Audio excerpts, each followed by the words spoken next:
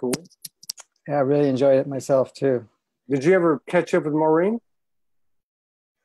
No, not yet. Not yet. I've communicated. She said we were going to arrange to connect after she connected with you guys again. Yeah. We connected. We connected a few days ago, but I know she's got a really busy schedule. All right, so I'm looking at. Let's see. Let me go in here. We'll roll the show out in just a second. Appreciate everybody's patience. It's going to be a great show. I'm glad it's the last one of the day because I'll have to go integrate after talking to Franco. Oh, man. Woo. Energy. Good energy. All right, let's see here. All right, it's up on the page. I'm going to just share it out, let people have a little time to come in. How you been doing? How's Kimberly? She's doing pretty good. Yes. Keeping you in line? Yes, she does. Absolutely. Keeps me grounded that I still have some human experience and not be out in the air, floating around somewhere. Yeah. So she's actually been very good for that. Yeah, I went through that in a different way. When I started out 8 years ago, and I met Morgan 4 years ago. So she'd tell me, "You're shadowed. You're out of alignment." I'm like, "How can I be shadowed and out of alignment? I got all this stuff coming in." She'd say, "It doesn't matter till you embody it." I told you that story. It took me 2 years to figure out what the hell that meant. Right. Yeah, I had no idea. Because, most of this stuff, people can tell you whatever they want to tell you, but until you do it for yourself, and you have to find your own way to that point, I mean, it's like somebody speaking a foreign language. Mm-hmm. Yep. There's a lot of pretty sayings and cliches and do this and don't and do that and guidelines, but when it gets down to it, as I like to say, ascension's a very personal journey. Just don't take anything personal. So true. So true. So we got 21 people in the house. We're going to roll this out. Oh man, let me just say some hellos real quick before my phone dies. All right. Need some new names: Lisa Manzintas, and Heriska Piotrowska. She says hello, Franco. Kathy Waldowski, Lynn Marie, Valerie Peterman, Michael and Norma Herbert Hendrick, been big supporters for a long time. The kind of people that kept me going when I didn't want to keep going with their comments and messages. Kathy Waldowski, Susan Lanuette, Lynn Marie, Julie Severn, Kelly Bird, and Julie, I will get to you. There's probably 100 people that are trying to come on, and I'm not ignoring you. I just want to let you know we're gonna get to everybody as quick as we can. Kelly Bird, Sasha Grace, be seeing you soon. I do have my cell phone plugged in, but it's not working too well. Terry Willette, beautiful show yesterday. She says, wonderful, loved all. Thank you, Franco, for last Saturday's class. It was an amazing remembering. Really wanted to make it. In fact, that was the day we talked to Maureen. And there was just too much shift flying in the air. We couldn't do it. We wanted to at least make an appearance. Right. Appreciate the invite. Kat, Ground to Fly, good day from down under. Yvonne down in Tasmania. Constance Zuvalos, Kim Atkins. Thank you, Kim, for your continued love and support and contributions. And everybody else, because that's what keeps us going, even though it's by the seat of our pants. Absolute reverence for everybody for being a part of this, because we couldn't do it without you. Sherry Raymond, Chaz Hargreaves, Karen Isis. Hello, Thailand. And as soon as I can get my legalities worked out and I can leave the country that everybody else wants to come into, I just want to get out of here. I'll come visit you. We'll come visit you over there. Kim Atkins took the class too. She said she loved it. We'll talk a little bit about what Franco does during the show. Rita Baumgartner, good to see you. All right. So let me put that up over here and I'll just position it so I can see the comments. Make sure it's charging. Okay. All right, Franco, what's happening? What's going on? For those of you who don't know, Franco's been in this game, for lack of a better word, for a long, long time. I knew I had seen him somewhere. We got to talking, Morgan and I and Franco and Kimberly had a private conversation a couple of weeks ago after the second show, I think. Yes, And, the next day. Yeah, the next day. And he mentioned collective evolution and his relation in more ways than one, the collective evolution. And collective evolution, like spirit science, was one of the forerunner venues that started talking about ascension early. And I remember watching, I want to say 7, 8 years ago, 6, 7, 8 years ago, Franco in some of these productions that Collective Evolution put out. So I went back to YouTube and I'm like, Morgan, look at this. Look at Franco 9 years ago. At least that was 9 years ago. I look at my stuff from 2 years ago. I'm like, where did all that, of course it's wet now, but where did all that black hair go? But yeah, so you've been a real pioneer and in what we call ascension. And that's not anything out of the ordinary, but for the fact that you are a masculine. So many of the leaders in this, in front of the camera and behind the scenes have been these powerful divine feminines who've been receiving this infinite intelligence communion for so long. Now many of them are stepping out, and we're very honored to support that here at Soulogy. But you were kind of an exception. You know, very balanced masculine energy coming out early on, and it really fascinated me to watch. I watched not the whole thing, but I watched parts of 3 different shows that you did, and I have to say they were dated probably what 7, 8, 9 years ago. And what you were talking about was definitely, I'm not going to say it was falling on deaf ears, but definitely had a little bit ahead of everybody. I think people are ready for that now. So that's why I love talking to you, because it's such a natural thing for me, because I do get you. So, you know, on behalf of everybody, I just want to say thank you, because, you know, coming in to the game 8 years ago, there wasn't a lot of men, but you were way ahead of me. And not that I even have anywhere the experiential that you do. But yeah, there's a couple of things that I thought we'd bring up and talk about and get your perspective. Sure. But Absolutely. Before we do that, I mean, on behalf of everybody, thanks for coming on and sharing space with us and honoring us with your presence. And if there's anything you'd like to open up with, I'm going to hand the hot potato over to you. Well, thank you again to have me on again. It's an absolute pleasure to do so. And it's always great to connect with someone that understands it and you can communicate with. But what's equally best is the fact that there's an audience that actually is open. And you're so correct, because when I started sharing this, well, it goes back because I started to become more public in 2003. Wow. But at that time, you know, again, I had to have small groups that you can go a little further with, and even that was a little heavy. Then later on, I did notice, but I had to water it down in a way, because it, you know, not only went over other people's heads, but they would shut down because it was just like too much overload in a sense because of where people were. So to see the difference now and to see how people are so ready, like some people say to me, well, I don't see that much change. And I go, well, if you've been observing since I have been observing, and even when I started to, because I mean, I was doing sessions at, 35 years ago, but, the public stuff wasn't until about 15 or, so I guess it's 20 years when I really started, but a little bit more. I said, where people are at this point is so huge. And the other thing too, is that most of the workshops and anything that I was doing was mainly all women. It was so rare to see a man in one of my workshops. It seemed like most of the time I was the only guy up there, and even sessions and so forth when people were coming in.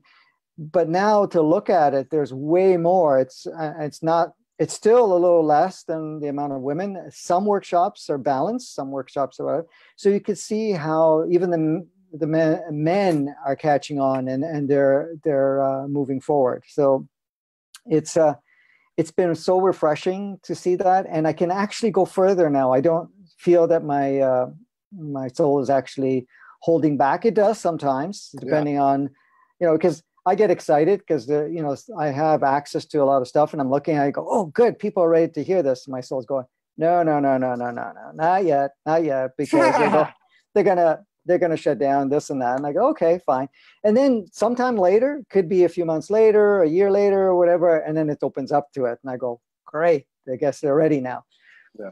So it's great to see that, but I also see a tremendous amount of movement. There's been a big shift at the end of May. There's sort of a lightening up. So there's that less of a pull to go back into, it's like, for example, it's like you're trying to move forward and there's this big bungee cord attached to you at this point in time. Now that bungee cord is actually almost like it's released, and you just think it's like the elephant thinking that the cord is still attached there, right? So the only thing that's really holding us back, it's not really our surroundings and the energies that are polarized for us. What's holding us back at this point in time? And when I say that loosely, because really, is it holding us back or not? It's really us and our stories, programs, and belief systems that we've taken on, and what we believe that is the way it needs to be, because we've been conditioned that way. So that's the only thing that people are running into now. And even though people have felt that sometimes things are so overwhelming and they want to just leave the planet, it's like, get me out of here, beam me up, Scotty, I want to check out whatever, in essence, there's still a very powerful interest to see where this goes. Yeah. And a lot of people are feeling it. I don't know how many are on the show that are feeling, but I'm sure the majority, to some degree or another, are feeling that we're making the most amount of progress, and that right now we are actually more actively shaping not only our personal reality, but our collective reality. Yeah, and I just want to second that. I want to validate what you're saying, because we toyed with, I've had this went back, I don't know, it actually went back probably a year and a half ago when we started this format, and I would do shows with 2 or 3 people on the panel. But I think it was a couple of months ago, I had a couple of people not show up. So impromptu, I did what I called an open mic. And I just jumped on and said, hey, who wants to come on? Let's talk about real-time issues. Mm-hmm. So the last couple of days, and one day last week, but the last couple of days, I did that. I planned one, the morning, and I said, come on at noon and let's see what we can dig up. We had really some great shows. And to your point, or at least let me rephrase that. I invite you to talk about anything you want to talk about. Because one thing I learned from these last 2 days of these open mics with these 4, 5, 6 people per episode, young, old, masculine, feminine, across the board, we were talking about some things such as inner Earth, galactic wars, issues and things that you might see on the alternative news talked in a more sensationalistic manner. But these were talked about from personal, dimensional, and interdimensional experiences and recollection and memories, which holds a lot more weight to me than, and I'm not taking anything away from Gaia TV or Corey Good or David Icke, but this is the 99.99%. This is the vast majority. And these stories that were being shared had a congruence and a symmetry. And so I think your frequency, I believe your frequency, your vibration, your intel, your level of connection to infinite intelligence is very pure. It's not sullied. It hasn't been out there. Let's face it. If you took the level of information you had and many other people and put it out and really publicized it, you're going to be bombarded, because the higher the soul goes, the higher the ego goes, and we're all human. The human is the hero. So I would encourage you, based on these last 2 days, to speak about whatever you want to speak about, because I do believe that the vortex that I call Soulogy, this portal, this addition of additional frequencies being added to an ever-expanding vibration, which is a mirror of the universe, is what it's all about. And in this moment, in the spontaneous, it's where we receive our highest activations, channelings, and transmissions. So please don't hold back. Okay, well, thank you for providing that. And as you've done a great job to make that possible at this point, and kind of created an environment where the people that are open to that or even going to that level are the people that are drawn to be on your show, on your broadcast. So in essence, that's due to the efforts of you and Morgan and all the participants at this time. So that's fantastic, and that's great. So thank you for allowing that to be available at this point in time. So anyways, you said you wanted to address some things, or I can go off. Well, because there's so much, you can go off. You can go off. I see everything as an integration of polarities, an integration of non-physical, physical, masculine, feminine, the whole 9 yards. I know because I am married to a galactic being. So I kind of look at you the same way. You know, we had a very special moment, three of us, when we spoke privately. And I understand the unspoken, the nonverbal. I understand it. Hanging around Morgan for 4 years, which reawakened what I already had in myself, you know. Mm-hmm. But I also understand through the work that I do, the power of the human experience, the power of the experiential, the power of saying, you know, what the F happened to you when the solstice came? You know, it hung, you know, it handed me my ass on a platter, you know, whatever the case is. But one of the things that I see popping up, and it gets lost and it gets muddied in this whole masculine, feminine kind of thing, you know?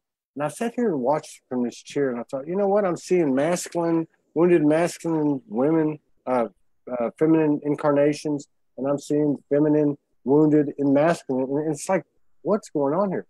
Trying to simplify everything. We're all souls. But one of the things that I see popping up, or that we're trying to, as I look at it, to detach from or release, is competition, comparison. You know, I mean, what is that? How do we detach from that?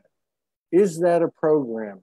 What can you offer us? I don't know. I'm just giving you the information, and I'm hoping with my fingers crossed, you can give us some type of epiphany or revelation, or at least head us in the right trajectory. Yeah, well, okay. We'll start off with the competition part. I mean, that is definitely a program. That program is heavily stimulated within this inverted matrix that we have. So in essence, really, when we're looking at it, it's not about who's better than someone else or that we need to compete. This whole idea, and even the projection of sports and so forth, of competition, really the true design is that we just see how much more we can, I wouldn't say push, but to achieve within ourselves. And it's not about win or lose or who's better than the other, because in our true operating system, we see that we are all in it together. So in essence, how can we work together and individually to achieve other levels of expressions and experiences, and not one is better than the other? So the whole idea of competition has been, in a sense, of creating more separation and more conflict, and the fact of creating more distraction. And that's what it's all about. Because when you step out of that operating system, you see that you may induce, assist each other to reach new levels or new heights of beingness. But we came here not ever to compete. We came here to be the fullest and most grandest aspects of who we are. And that's not stagnant in any way. We're always accelerating. We're always advancing. We're always upgrading ourselves. We never came here with one mission. We never came here with a final goal to achieve. We came with a list that's always altering. It's either adding things or subtracting things, depending on what is happening with all other aspects of ourselves.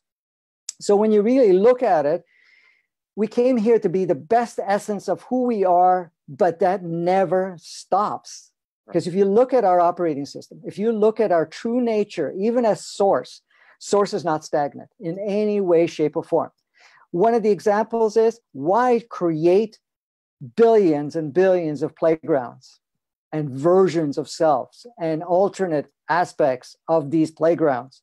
Why take on form when there is no form? when there is just a creation of illusionary form. It is because let me see what I can create. Let me see what I can experience. There is no right, no wrong, good, no bad, but I'm going to now do this. And this is what we are. That is our very essence within ourselves. So when we come here to play, it's about, all right, let me embrace this experience. Let me see what new heights I can get into, what playfulness I can get, what creativity, how much of my highest aspect of who I am as source can I plug into this without losing the full parameter of what it means to experience ourselves in a human physical form, utilizing the collective, what we call the human entity collective, and then also to advance every part of it. So even the idea of feminine and masculine is a plug-in. It's not even real, okay? Because even the natural design of the human physicality does not have a reference of a masculine or feminine energy. It basically has a masculine and feminine programmed physicality that has certain emphasis on certain components of its operating system to play a specific role. So in essence, we are basically both and none. Yeah.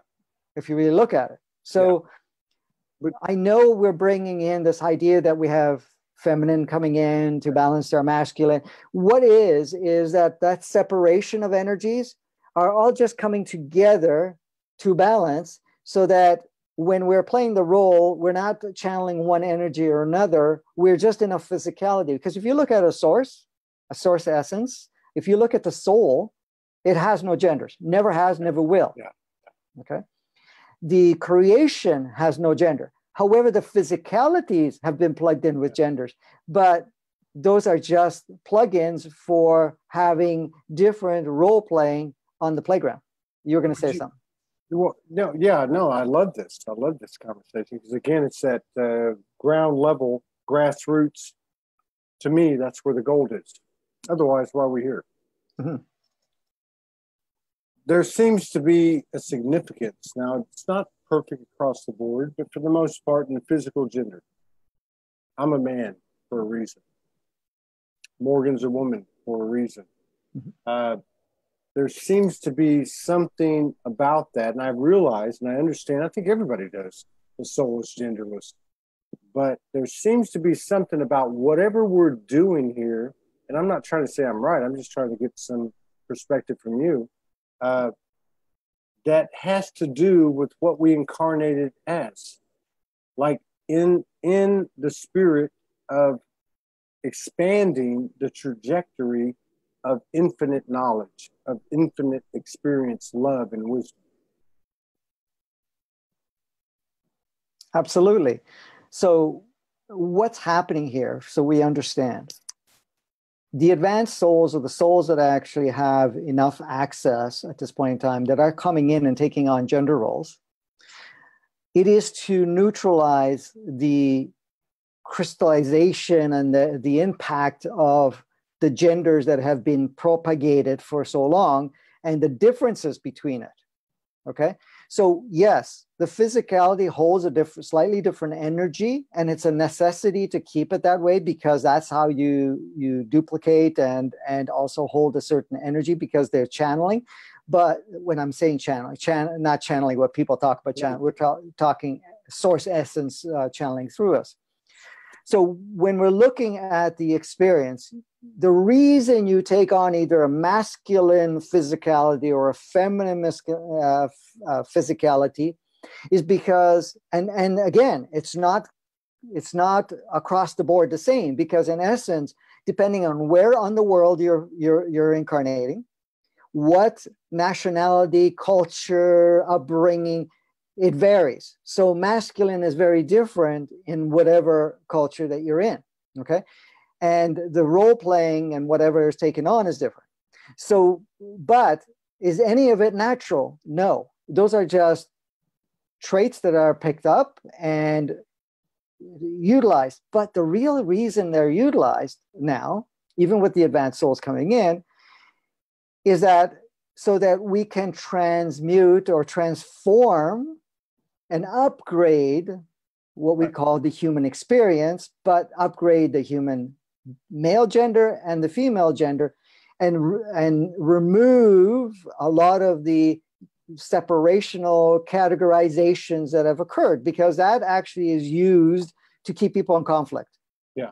Keep people in separate. Because you look at it, when you pay attention, men and female, like they're drawn to each other, they have a purpose, they play with each other, but they also choose not to understand each other, to engage in each other. Like when you're getting into, like yourself and Morgan and others that have, have that very unique union and level of understanding, then the role playing of male and female becomes minimized, as you can see. Yeah.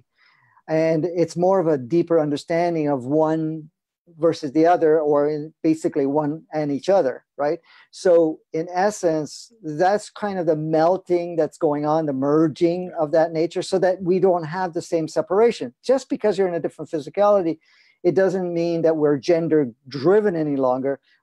So in essence, at that point in time, you're able to, no matter what, be a master in whatever experience that you choose, and you can elevate any part of the experience, and it doesn't matter what gender you're in. And then there's not that separation that has been propagated for so long, right? So I know some people feel this can get offensive in a sense, saying, well, wait a minute, there's the divine masculine, the divine feminine. Well, everything is divine in a sense, because we're all divine, right? And is there a divine masculine and feminine? In essence, really not one is different than the other. It's just a collective energy that has been established over the years, which is basically watering down. It doesn't mean that you're not going to play the feminine role. You're not going to be labeled that this is who you are with all these rules. Yeah. The rules kind of become very flexible, and they actually dissolve as they are no longer required. So in essence, it's like a woman is no longer restricted to be able to play an equal role in any part that it chooses to do so. Right. Just because it's in a certain physicality. And the same with the male. So all of a sudden, the man is not weak for having emotions, is not weak. And when I say emotions, a man's okay to have a tough, masculine fight or flight emotion, and have anger or whatever it is. And there's okay with that. But an emotion of understanding, an emotion of gentleness and so forth, in many, many, many cultures, that is shown as weakness, okay? But in fact, it's power. Yeah, I get that. And so what you're saying is that, because this is such a physical experience, and Source is transmuting illusion, I guess is the way I would put it, expanding the equation of what is, what is the I am that. We actually are doing this in the embodiment of physicality. And that's a powerful, powerful thing. We think of this human experience as a very dense, heavy vibration that's very small, but in the paradoxical teachings of the universe, this is actually a huge expanse that maybe no one's ever tread on before. And the other thing I'll say is, comically, is that I love the point you make about the masculinity and femininity. Is 2 nights ago, Morgan turned into a dragon, and we had an intimate, sacred sexual vibrational experience, which she was somewhat masculine and I was somewhat feminine. So I have no problem with it. But the whole point is, energetically speaking, all jokes aside, there was wisdom, there was knowledge, there was data, there was code, downloads and transmissions coming through there that were further balancing not only the individual, but the two individuals coming together as one. And how can you get to oneness if you don't first start with two? You got one, you got a two, and then whatever the math is after that, I don't know. But you get what I'm saying, right? Yeah, yeah. So, the thing about this whole oneness, it's really an understanding that we are all that very essence, having a multitude of different experiences. And the fact of saying, looking at another aspect of yourself or another human, like I'm looking at you and I look at anybody else that we encounter, and 8 billion people close to that. And that's only on this playground. We see that they're all just other aspects of ourselves having different experiences to create variety. And every everyone is playing a specific role to advance that whole, right? So it's in that way. So in essence, what we've been doing so long is the fact that we see the oneness and break it up and create that separation and continue to stimulate that separation. Yeah. Yeah. So this is that of the feminine and masculine was the same thing. Because if you look at it, they're on this planet and other planets at this point in time, the masculine has led, the feminine has led, and even the masculine at one point was more of the passive and the feminine were more empowered and vice versa. So it's been played on different roles. It's not like, okay, well, the feminine is disadvantaged because, the masculine is ruling. No, it's all had equal turns. Now it's not about switching sides again. It's where all of it works together. The masculine and the feminine come together and work together to create an environment that nourishes both. It's not like the masculine is trying to dictate or the feminine is dictating. Because even when I saw that happening, as I look back in those times where they're switched, was there less war? Was there more peace and so forth? You'd be surprised it was not. No. In essence, in some ways, in some turn of events, there was even more violence at certain times when the feminine was dealing with it. Not to say one's better than the other, because it's not.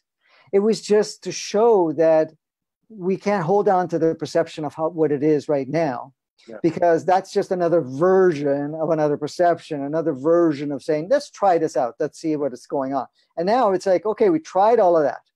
Now we want to go back to our natural state where we see that there is no division. Yeah. There's a collaboration. There's a cooperation. There's a seeing of equality and seeing a gifting from one another, saying, well, this is what I have to offer from my experience from a feminine physicality and all that I experience in a feminine physicality. And the same thing as a man. So it's like, this is your job and that's my job and this is right and that's wrong. You can dress this way, I can't, and whatever. None of that comes into play, right? So in essence, it's a taking down and taking apart all of those parts, because you know something? There's no right or wrong. So in essence, whatever we've done as experience of role-playing and going back and forth, we see that in essence, it was a learning, fertile playground. It was a method of the universal breath expanding.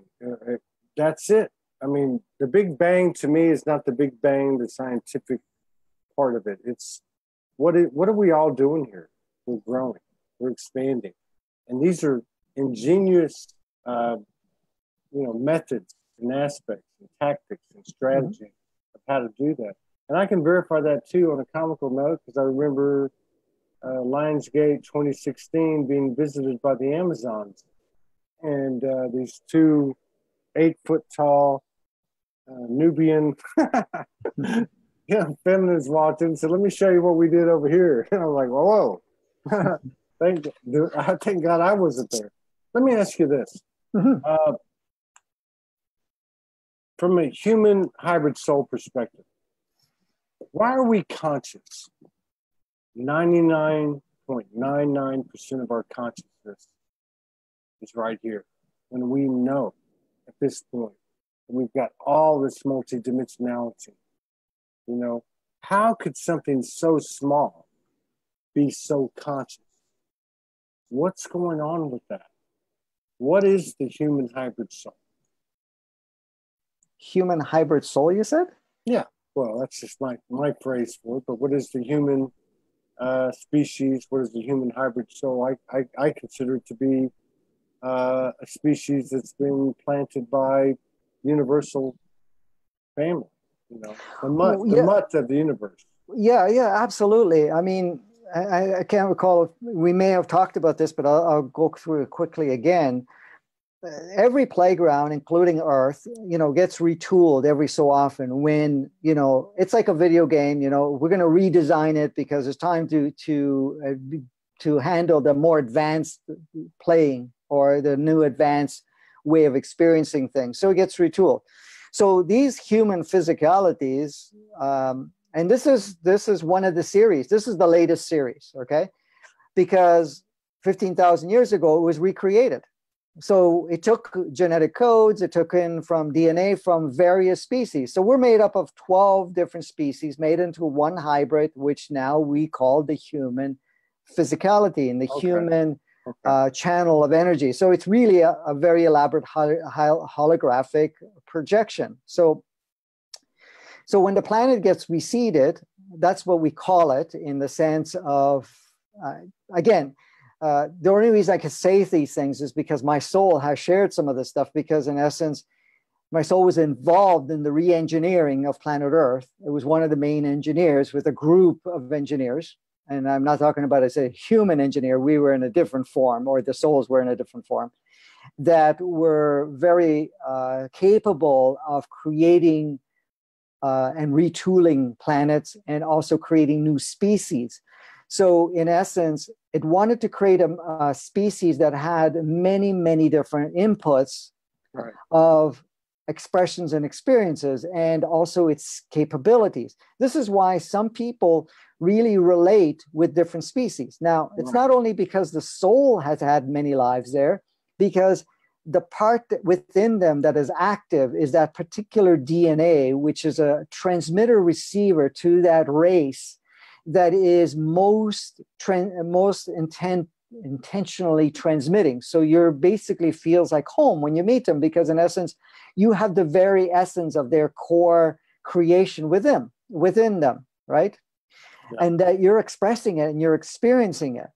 So in essence, it's realistically, this is how it was designed, is that when the human physicalities were designed, this human, or what we call hybrid body was designed, it actually was designed so that when it met with the various species that it's part of its makeup, it would be recognized as his brother or his sister. Yes.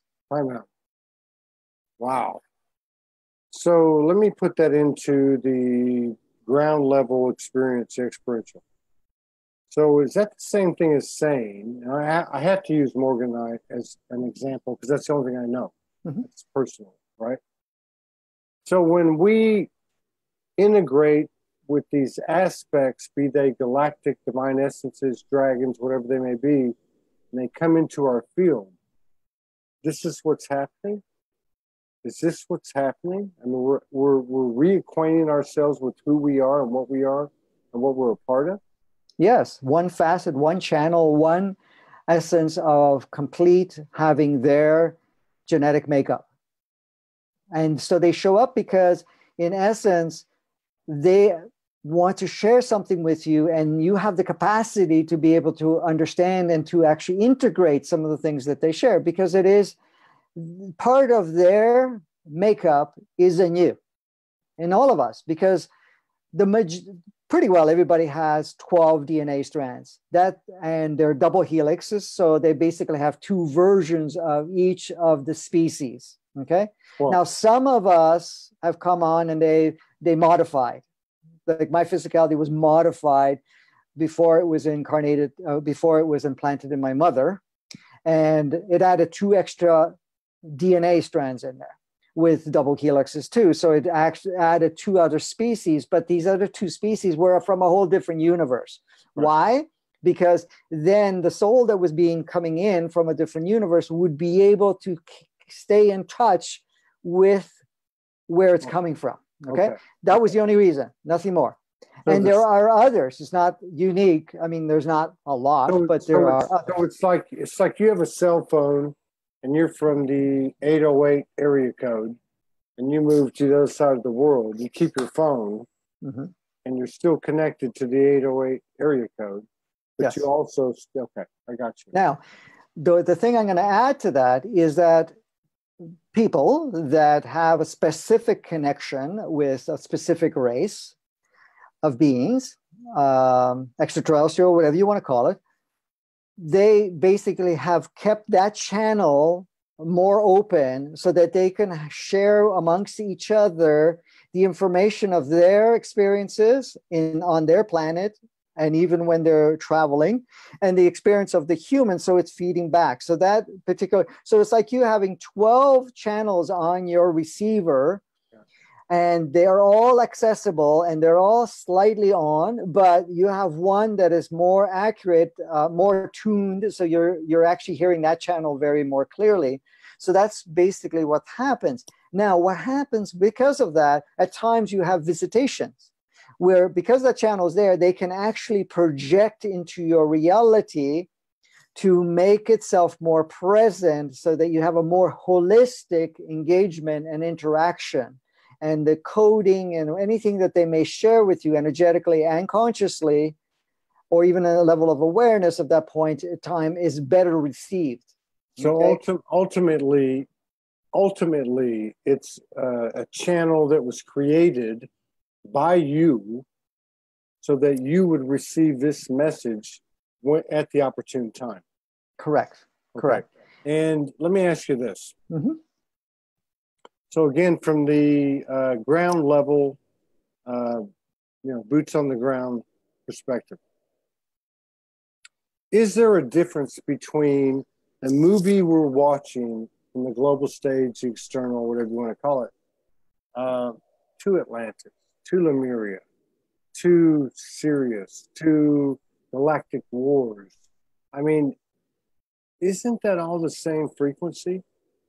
Isn't that all just the same thing? An external, book, projection, informational system, data channel, whatever. I mean, is it all the same? Are the galactic wars that so many people remember important? Atlantis, Lemuria, what happened to me a week ago or 10 years ago or whatever the case is? No. And I'm glad you brought that up, because there's so much emphasis on that. Even when we're looking at, certain archives, or we're looking at, the Akashic records and all of that stuff, it's really not about what happened, is what it's been gained from that, and not a perceptional based gain. It's more of, okay, that was a great experience. We had whatever. What did we gain from it? We saw the polarity. We experienced certain parts of it. We're not re-bringing back any of that in, okay? And we're not using that as a reference point, because as much as we like to see that was even something better, stronger, or weaker, or poorer, or lower state, those are labels. Because in essence, right now, specifically right now, and a lot of that's changed, is the fact that as a reference point of the past is no longer necessary, because we're not recreating anything of the past. And it doesn't matter if it's what's happened on planet Earth, or it's happened in the galaxies, or what happened anywhere on any planet at this point in time. For all of us to create new, and that is the emphasis right now, is to really just be present with the level of consciousness we have, and utilizing the capacities that we have right now to create everything new. And this is replicated right now in our own personal experience. What is the big thing that's happening right now? So in essence, anything that's happened beyond this moment when I make this statement is the Akashic.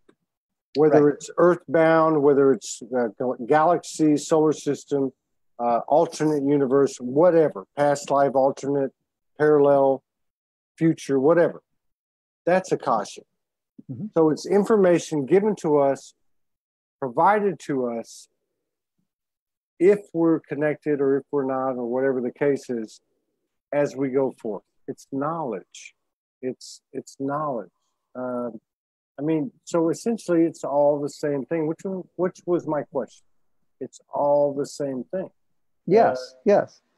And you look at what's happening to people right now personally. They're going through the same process.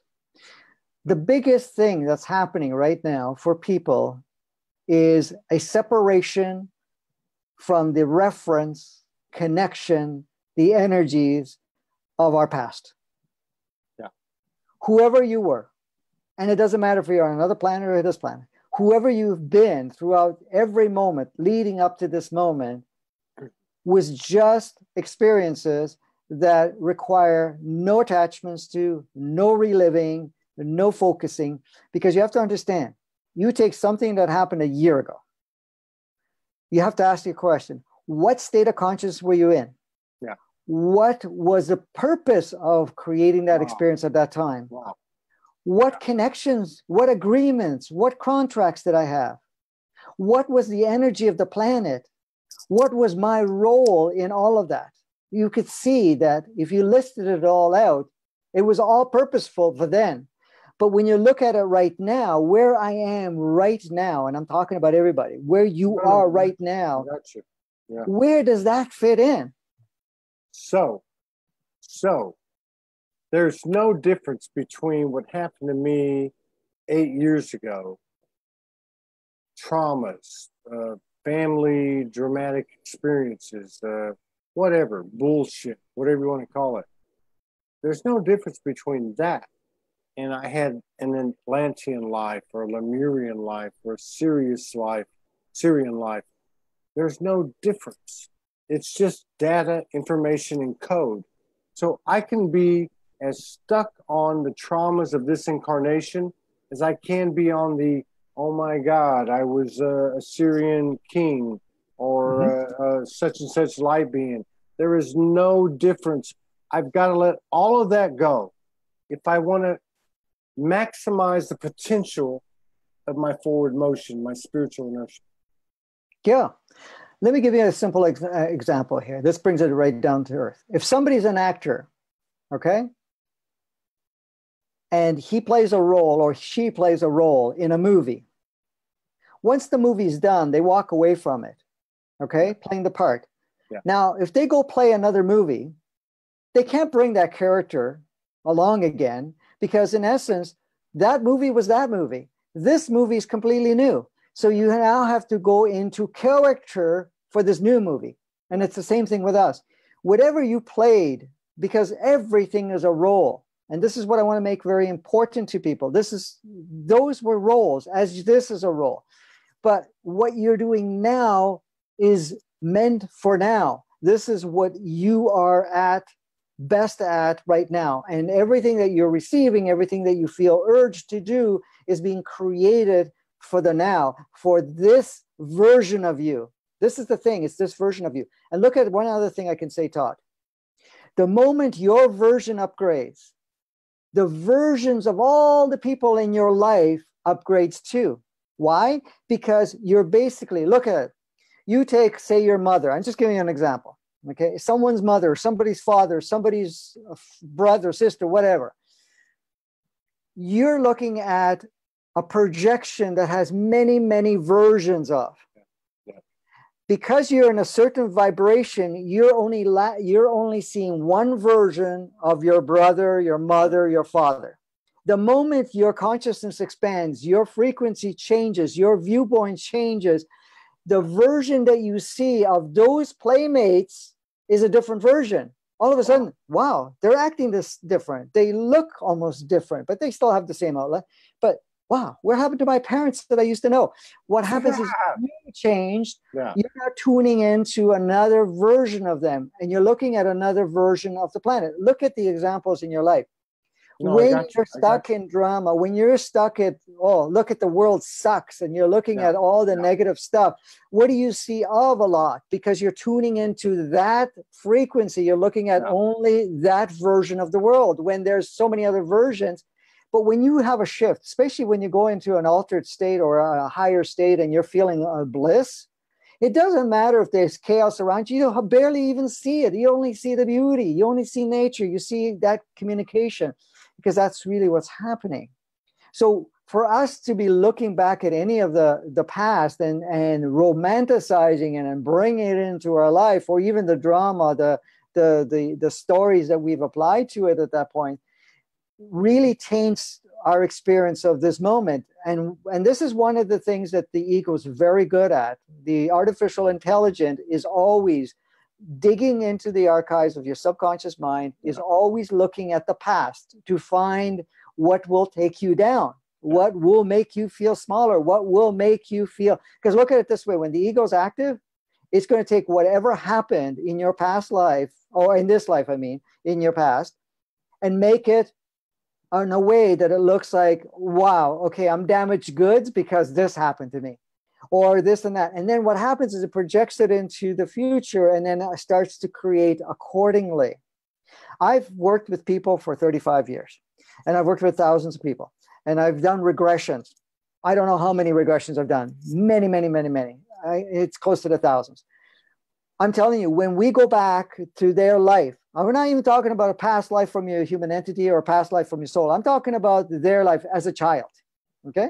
Or earlier in their lifetime, maybe not as a child, maybe as an adolescent, or maybe as a teenager, or whatever. And we go look at the same trauma or the same labeled trauma, and we start looking at that from a different viewpoint, bringing in the consciousness they have now, and just look at it from that point. Every time they're actually shocked after they go through the shock of, you know, feeling the emotions that was triggered in there. Then they're looking at it and go, wow, it doesn't look like the way I've perceived. Why? Because you were looking through a different set of eyes in a different state. And what happens, that thing that they put so much power into it, it loses its whole form, and it creates a ripple effect throughout their timeline of this current time. And it's like, wow, I feel lighter. I don't feel damaged anymore. What happened? Well, you just saw. It reminds me of in my old life in the corporate world, when I did a lot of business planning, performance, projections, and that type of thing. So most of them would start with how many leads can you generate? How much interest can you generate? How many people can you give a presentation in front of? And, you know, and from there, extrapolate the number to forecast some type of abundance, basically. So I went the other way. I said, okay, if this is the level of abundance I want, let me back into it, right? So I think about what you're saying. I think, okay, if I wanted the best version of my mother and my father and my children and my brother and my sister and my partner and so on, so on, so on, I would back into it. I would say, let me look at that element or those elements and then back into it. And what Todd Medina does that produce versus, you know what I mean? Mm-hmm. I love the way you explain that because, you know, it's funny because I think I've said this to you before, but I remember when I would shift and I would get on the phone or camera with Morgan, I'd say, wow, you look different. You're looking so different. And after 6 months or so, she let me in on the secret and said, it ain't me, it's you, which is what you're saying. Yeah, exactly. For you to back engineer the way you want to see your parents, your brothers, your sisters, whoever is in your life, you would have to change yourself. So in essence, you now are tuning into a different state of frequency to the point where your eyes are seeing that version. But for you to see that version, you have to become that version that can see that version. So in actual fact, you're upgrading just to be able to see that highest version of your playmates in your life. And that's the thing. And it's exactly what you said, that Morgan has said. It's just you. Your version is upgrading. Your version is changing. So you're going to see different versions of all your playmates and other engagements around you. Yeah. I don't want to get caught up in the sensational, and I certainly don't want to promote any type of separation, superiority, inferiority. Oh, he's got this, she's got that. I don't.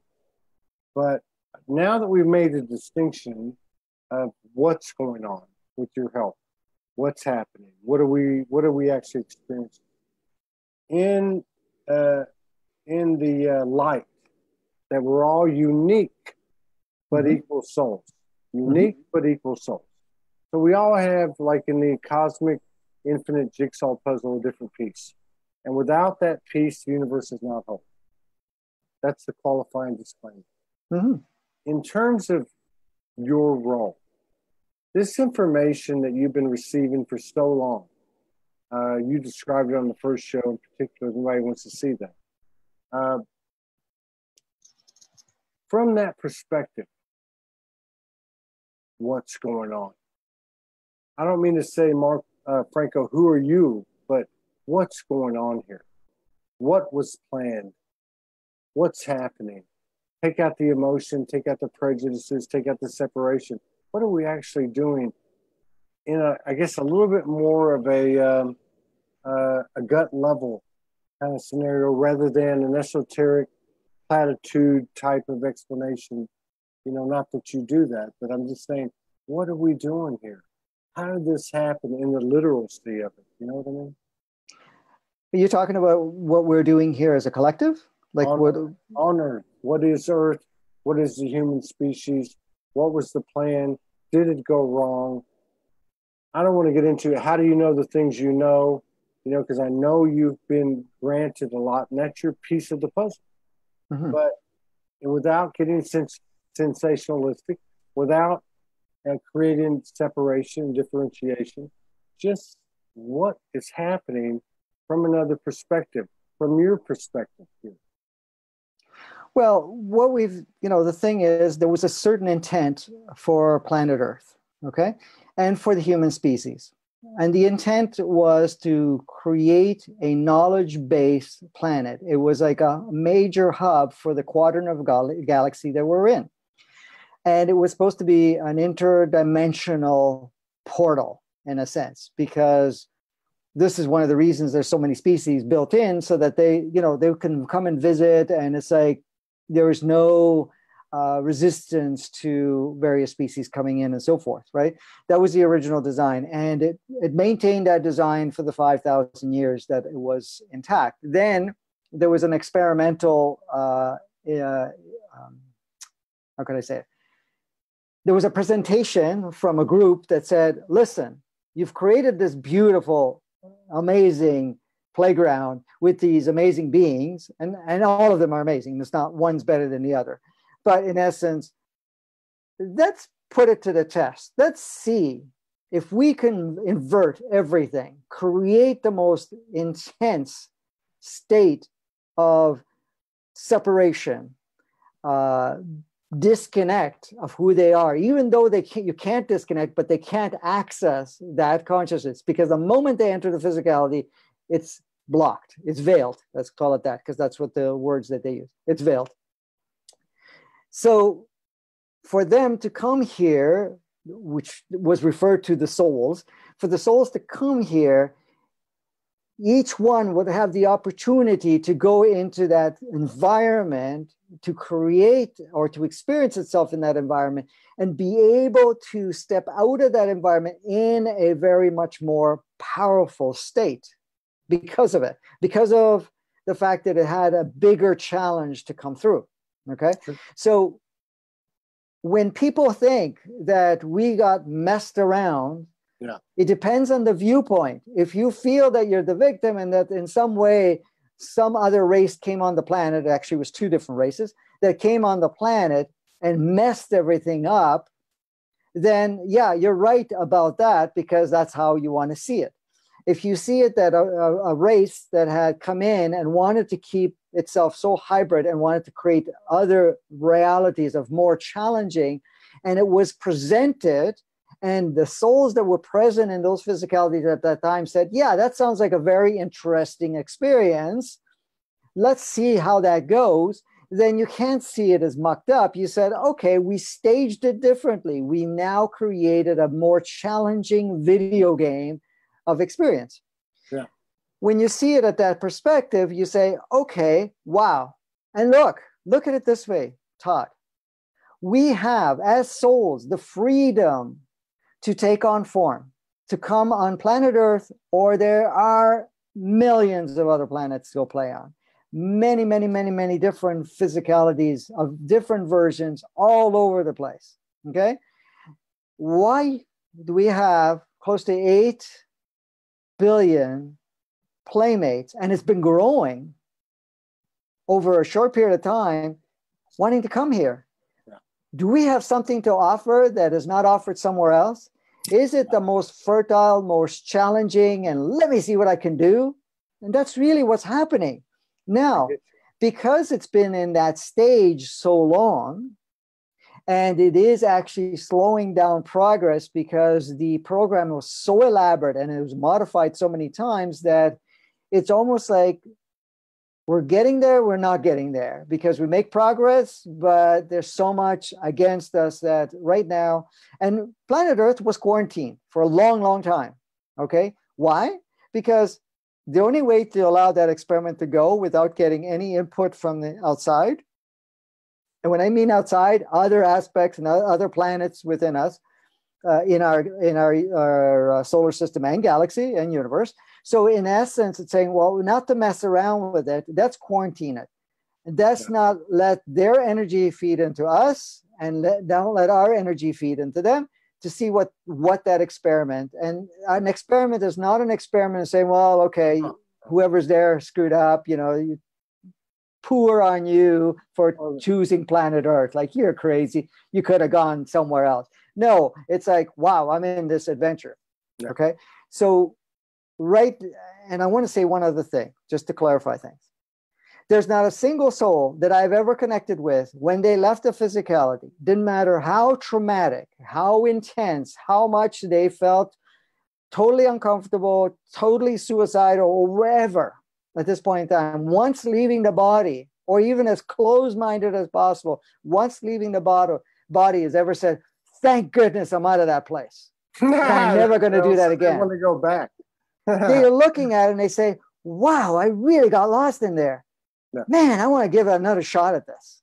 Well, it reminds me of course, there's a lot of talk about the Mother Goddess energy, the Divine Feminine rising, and what's been suppressed in all of us, or however you want to explain that. But it reminds me of the Kali goddess, the dark mother, the one that comes in and loves you so much, she's going to rip your heart out and show it to you and show you what the real truth is, right?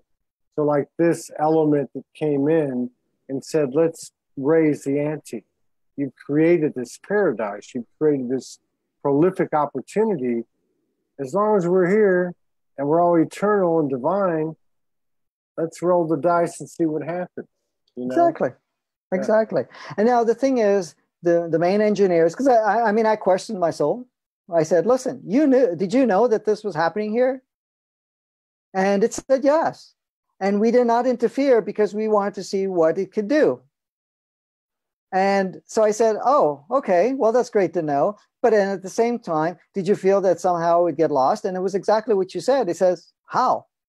What could get lost? If the playground gets muddy enough, we can go and retool it. No problem. We just upgrade it and replug it back in. No big deal. It's no thing. And the soul, it's eternal, like you said, and it's immortal. It's not in any way, shape, or form going to ever stop existing. It's just creating more opportunities to go play somewhere else or to come back here again. And I the thing is, it's exciting. So really, back to the question which you asked, what's really happening right now is that we've been in this particular situation, in this particular stream of experiences. It has become so far out of alignment or out of balance with all the other planets' evolution and all the other beings that we're connected with. So in essence, it's saying, okay, there's nothing wrong with it, but we're going to upgrade it. We're going to unplug all the unnecessary stuff anymore, because you know what? We've already got so much data, so many facets of this experience, of that level of polarity, that level of separation, that level of self-destruct and all that stuff, that we have, our Akashic records, our archives are so full of that. It's time we now say, okay, we don't need to keep this experiment going. So in essence, instead of going in like it's happened in the past and unplugging and just plugging something new, it's saying, no, what we're going to do is this is the next level of experiment. That is the human condition, the human experience that's there, the souls that are there right now. We're going to facilitate by removing and activating certain parts of it so that they're actually evolving with the planet, with the upgrade, and with everything else. So what's really happening? We're just upgrading the human experience and planet collectively. You're increasing the potential, the magic, the healing, the alchemy of the universe. You're saying, hey, we started this thing. What do we got to lose? Yes. There's nothing to lose, No, and the thing is, the outcome's going to be the outcome, and the outcome's going to be fine no matter what it is. But, look at all the stuff that's coming through, other people's energies or other beings' energies. what it's doing realistically. What are the channeling about? Okay. The question is, it's just reminding that there's more than this human experience, that it's reminding the energies that we already carry inside. So it's even triggering it. Sometimes it looks it's skewed, but it's only because the fact is like it's stimulating us and say, you know, this is just a playground. Yes, you're in this physical form right now, but there's more to you. And look, you know, other aspects of ourselves communicate with us to bring that into perspective of what we're experiencing. It's just really a triggering of what we already are and remembering so that we can start utilizing it. That's all. I think the only thing that I really, now that you've stimulated me, I've always had this problem with the Far Eastern religions, the Shakers, yogis, and all that. And that, believe me, they've taught me plenty. But it's that whole insensitivity to the human experience. Like, oh, well, you're nothing, you're everything. And it's just like really kind of like, I don't know, emotionless. I don't know. And that is that we have, the only thing the universe doesn't know is what we're about to do. And it's like, that's the only thing we got. Mm-hmm. Everything else we've already known. Everything else is the Akashic, like I was saying earlier. And I love what you bring up because to me, it marries the extreme of the physical and the non-physical. Yes, I was a Syrian commander on a starship, but I was also a shadowed human walking the streets for 2 years, raising hell and getting in trouble. Somewhere in the middle of that is this beautiful presence that is creation, that is the present moment. And that's all we have. Is there anything you can do to persuade me different? In persuading of that, you know, the thing is, one thing I can say right now, you can be the Syrian master creator, whatever you were, and the person that's on the streets or whatever it is, from the source essence, from soul perspective, there is no difference. It's two different experiences, and both are equally powerful and equally beneficial to the creation and to the experiencing. Even the ones that play negative roles and positive roles, you know, it's all equal. This is the thing. So it's never looked upon like that. The moment you see that someone's saying one's better than the other, okay, then there is a perceptual that is program based that is being utilized to say that, because from a higher perspective of seeing the bigger picture, you can't say that, because in essence, we've all been different roles and there is no difference to any of it. Which also lends to this thing that's kind of happened, this phenomenon that's happened toward the end of last year with the yogi. And you've been in this thing a long time, so you have a really unique perspective. This whole yogi guru, inferiority, superiority kind of thing, teacher, student kind of thing that's kind of washed away. And I'm not saying you were like that at all, because I know you too well. Because if you were, you would have been out there 35 years ago, very demonstrative. But what I'm saying is, it's like there's something's kind of happened. Something's happened where this level of self-empowerment has become such a strong energy that these things are just fading away, you know? And to me, that's a great sign. Yeah, absolutely. And the thing is not about putting anybody on a pedestal or seeing one's better than the other or anything of that nature. We're all playing roles that we're reminding each other who we are. And for us to still be that unique aspect of ourselves to whatever role that we're playing. And our roles that we're playing is upgrading all the time. Our accessibility is upgrading every part of it. So in essence, that's all really what's really happening. One of the things I was taught right from the beginning from my own guide, before even coming here, was when you're down there, okay, it's very easy for this AI, artificial intelligence, or what we call ego, to kind of create the idea of superiority and what labeled as the guru ego. Yeah. Okay. So keep that always in check. And I remember that as soon as I arrived, I said, okay. And my conversation with my own ego was, you're not going to take over. Okay. No way. Right. So in essence, when people say, oh, you're fantastic, I always automatically balanced it and said, no, we are always fantastic. We're all fantastic. We're all playing different roles. I am no more gifted than you are. You're doing one role. I'm doing my role is only to trigger and to activate what you already know, to bring a remembrance, and that's it. I have a certain access, but I'm sharing that access not to make myself better, not to tell you how to live your life, but to get you to connect more with yourself. And I still only do that. It is not like as anything that I shared and always share is that we're all equal, we're all powerful, we're all beautiful beings, and the information is just to trigger your own knowing. And this is why people say, I resonate. What does that resonate about? It's resonate because you already know it inside and you're just stimulating it. It's like, oh yeah, well, it makes sense. Why? Because you already know it. You just haven't been able to access it for the longest time. So that's really what it's about.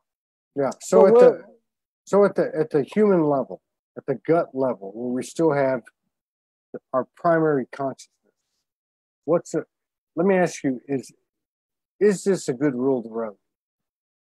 If I'm trying to fix you or fix something, let's keep it on human terms. If I'm trying to fix you, am I out of alignment? Yes. Yeah. Yes. If I'm trying to fix you, there is a level of superiority. Yes. And then there's an a balance, and then there an imbalance. Then it causes a reliance on one another, and then a disempowerment of the other. So in essence, when you're working with someone, you assist them to be able to assist themselves. In a sense, you're empowering them.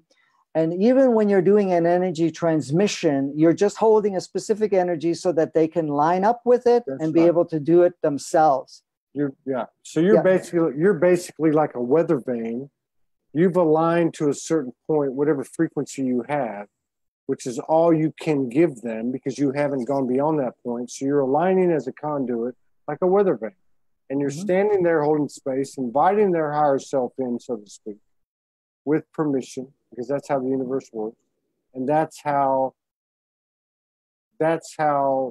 gateways, portals, skills, abilities are opened up to what we might call the client. Yeah, exactly. And the thing is too, with that, you never see anything broken that needs to be fixed.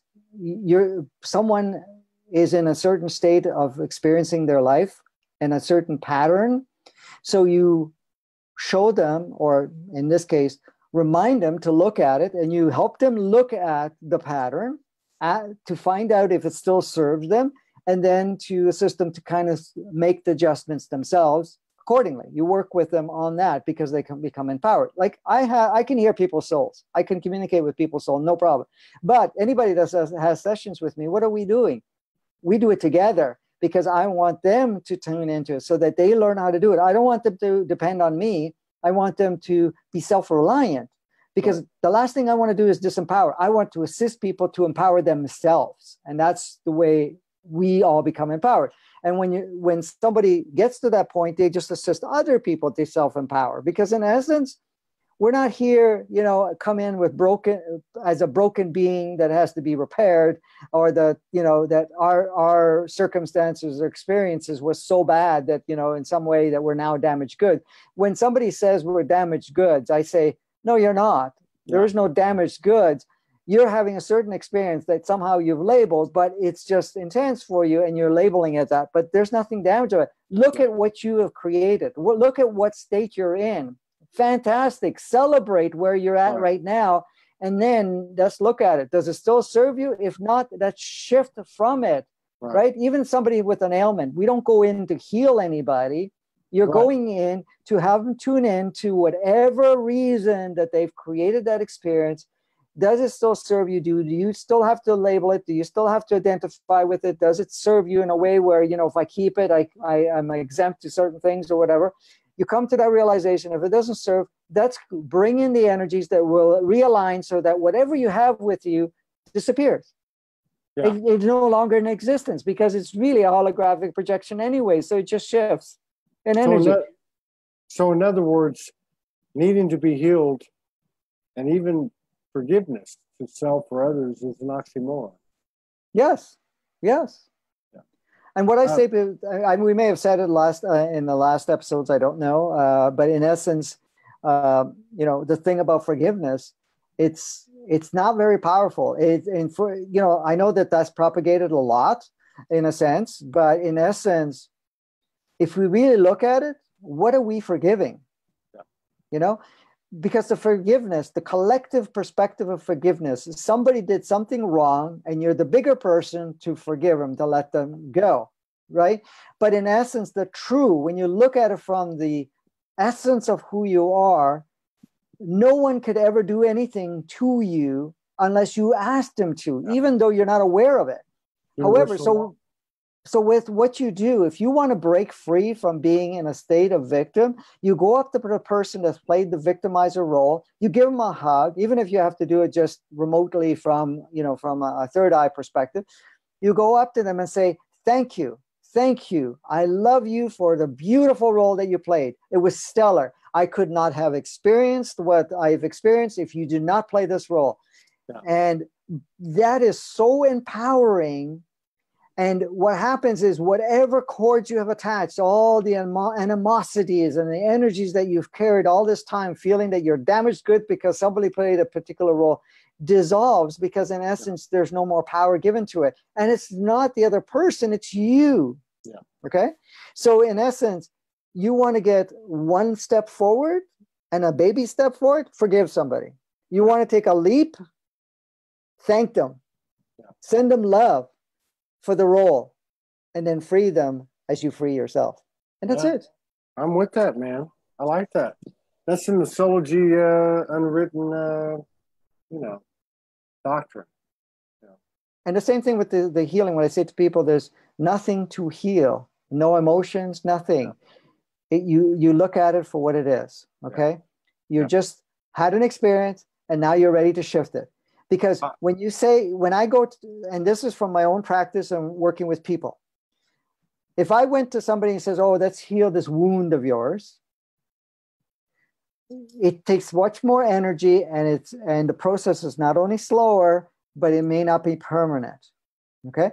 But if I step into somebody and somebody says, I'm wounded and I need to heal this, and I go, what are we healing?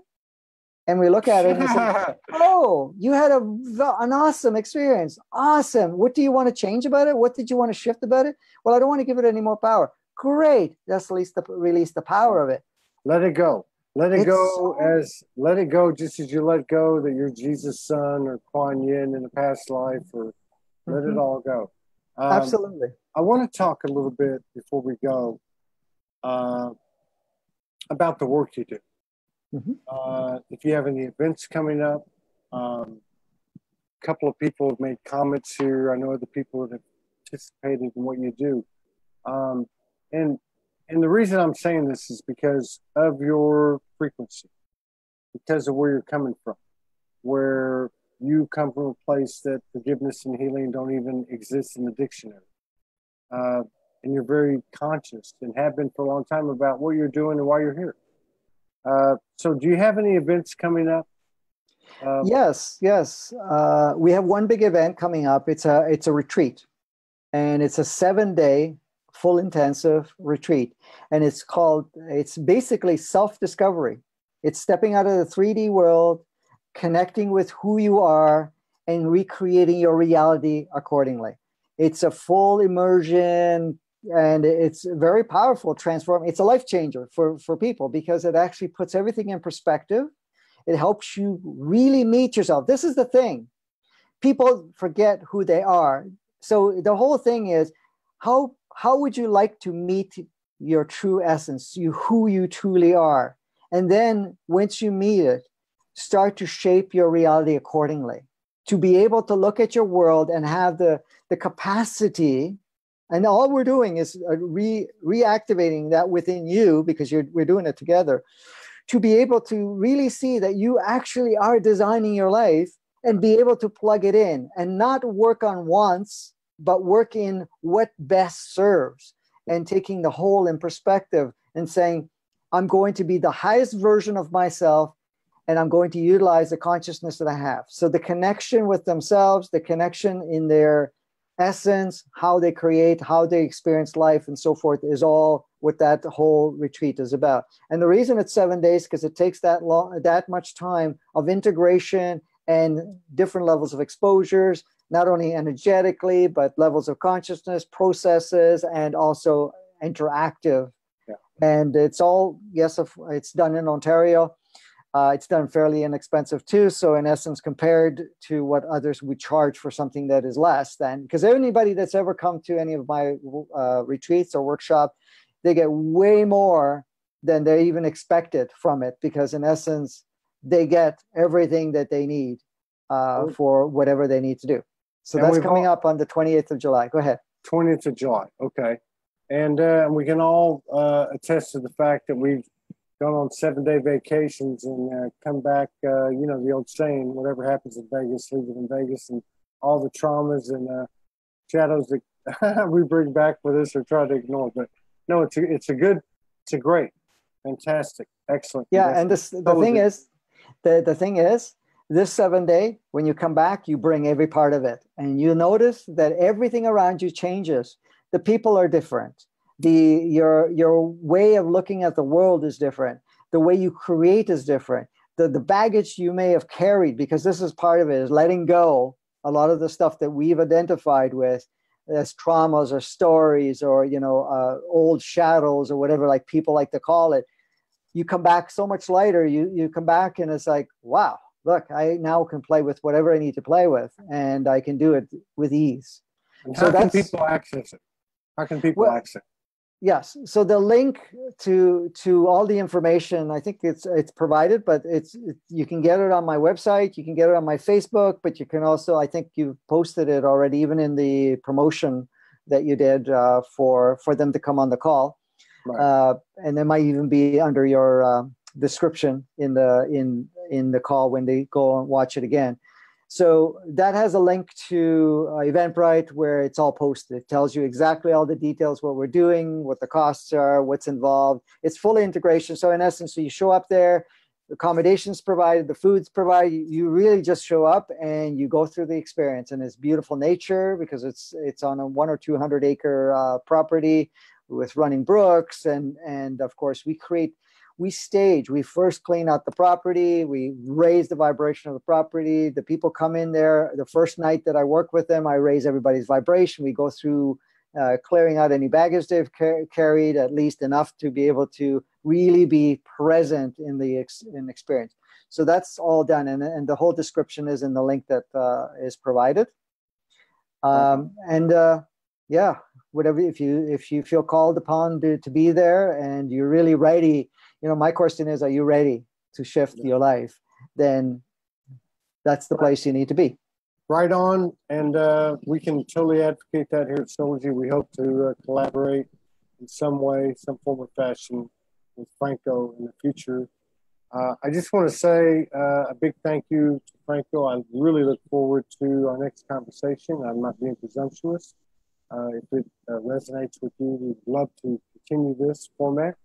And I also want to say on behalf of Franco and I don't have to ask him, a big shout out to Tio Guadalupe in Sedona, Arizona, for bringing us together and doing everything she does behind the scenes. We're still trying to talk her to get coming on camera with us. But, yes. And we'll have to convince her, even if we did it together, like three of us at first. And then, because she has a lot to offer. And in fact, she's in Hawaii right now. I think she's in Kauai or someplace. She's coming this way. No, she's in Maui. Maui right now? Okay. She's coming this way. I said, when are you coming? She didn't answer. So I don't know what that means. She might wind up on our doorstep the next day or two. Yeah, Right? yeah, absolutely. Absolutely. And for me, Todd, whenever you want me back, it would be my absolute pleasure. I really enjoy your energy, the people that come together, and even having this open of a format, because we went a little deeper today than I normally get the opportunity to do so on people's shows and stuff like that. So thank you for hosting that and holding it. So anytime. It's a pleasure. I'm honored, and I'm really honored to consider call you my friend because. I really resonate with you. And on behalf of everybody, thank you for everything you've done. Thank you for the conversation. And by God, next time, let's go deeper. Absolutely. I'll see you later. Tell Kimberly hi. I will. Thank you. Bye-bye.